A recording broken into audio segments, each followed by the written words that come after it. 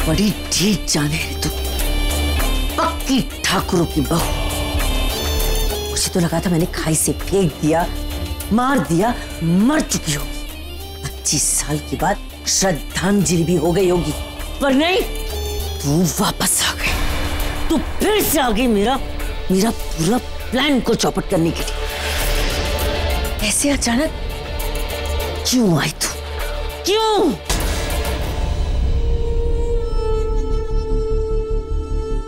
उमा, सच्चाई छिपती नहीं है, वो कभी ना कभी वापस जरूर आ जाती है, और वो भी अचानक। इसलिए मैं भी वापस आ गई।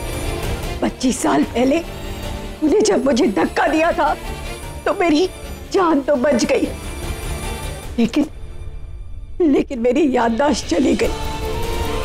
महीनों तक मैं बेहोश रही।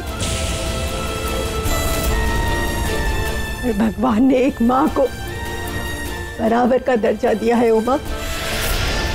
इसीलिए एक दिन चमत्कार हुआ और मेरी याददाश्त वापस आ गई।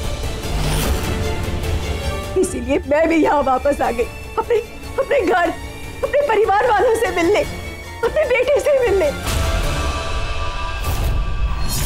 लेकिन जब मैं यहाँ आई, मैंने देखा कि तूने तो मेरे बेटे और बहू को काला सुर्खी बनाए हुए उस जाल में फंसा कर रखा हुआ है। और तब भी तुझे अक्ल नहीं आई। अगर मैं तेरी जगह होती ना, तो मैं अपनी याद आई हुई याददाश्त को भुला के दुनिया के किसी कोने में जाके अपनी बची कुची जिंदगी जी लेती। कम से कम मौत तो इतनी भयानक नहीं होती। यही तो बात है ना उमा, तू मेरी जगह नहीं है और मैं तेरी जैसी नहीं हूँ। तूने तो माँ का सिर्फ झूठा चोला पहन कर रखा हुआ है, लेकिन उमा, मैं एक माँ हूँ, और एक माँ अपने बच्चे को बचाने के लिए ना किसी भी हद तक जा सकती है, कुछ भी कर सकती है। तो ये मत सोचना कि मैं तुझसे डर कर छिप रही थी।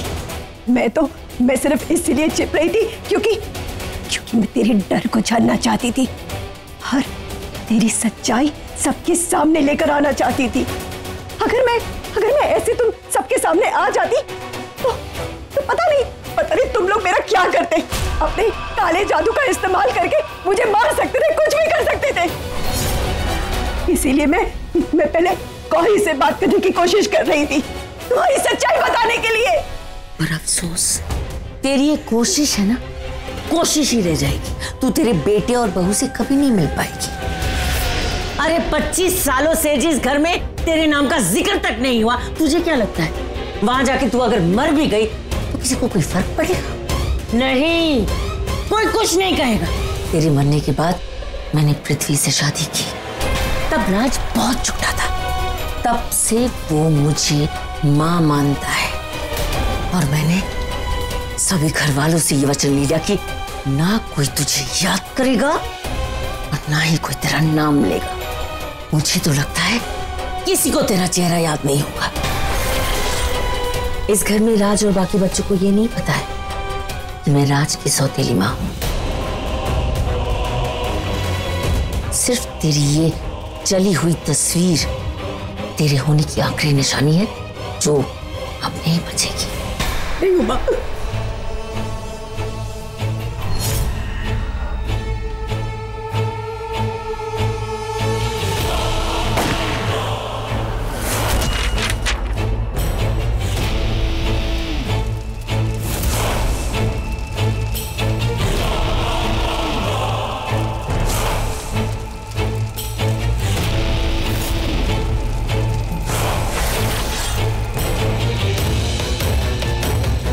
मुझे अब भी लगता है तू तीर मार लेगी।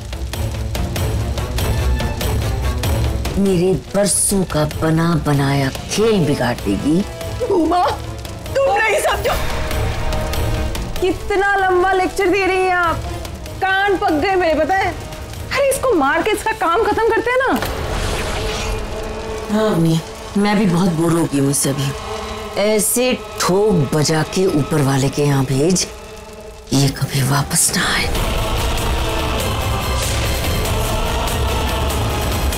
आएगा कुछ मजा। इतने टाइम से बैठी हूँ, कुछ करने को ही नहीं था। Let's have some fun.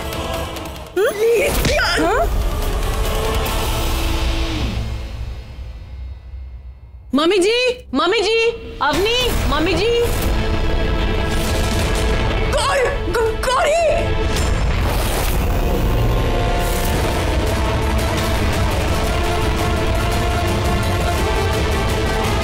कहाँ गई मम्मी जी? मम्मी जी,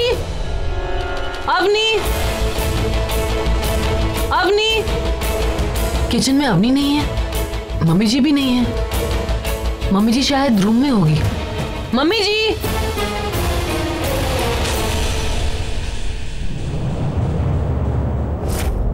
आपको क्या लगता है मैं आवाज देके उसे यहाँ बुलाऊंगी? पर ये यहाँ पे क्या कर रही है? मुझे कैसे पता होगा?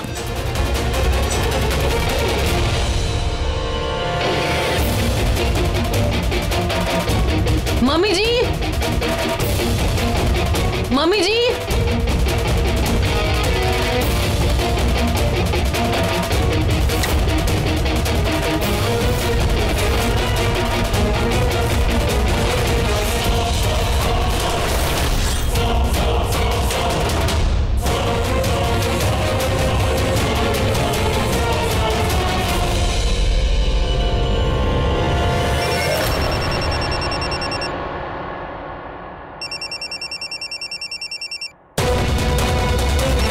अरे मम्मी जी का फोन तो यहाँ घर में ही रिंग हो रहा है।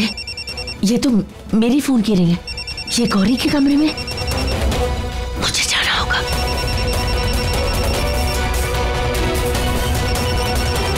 सुनो, इसे यहीं अंदर रखना और जब तक मैं ना कहूं कुछ मत करना।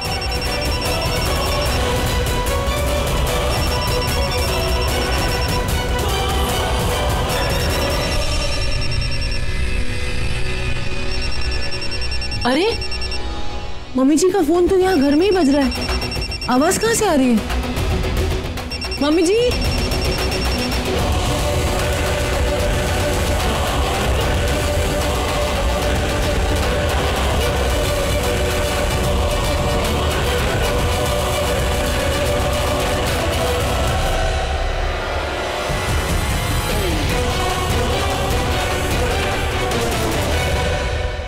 मम्मी जी, मम्मी जी, आप कहाँ चली गई थी?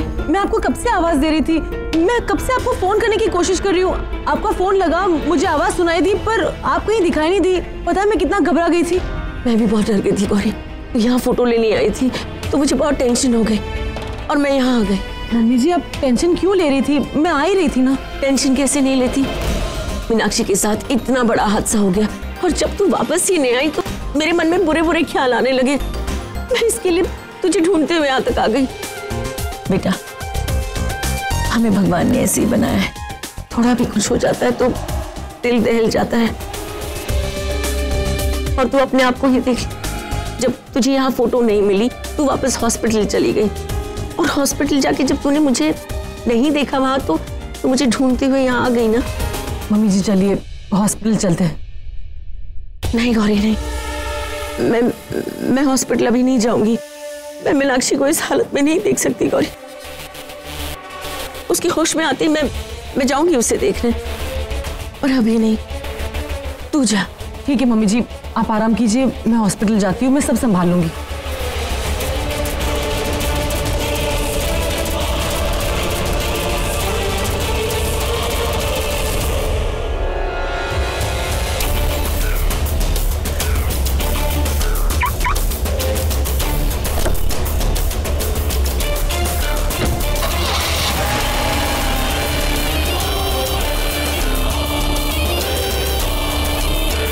गौरी, मेरी ये मोहब्बत, ये ममता देख के अच्छे अच्छे पिघल गए।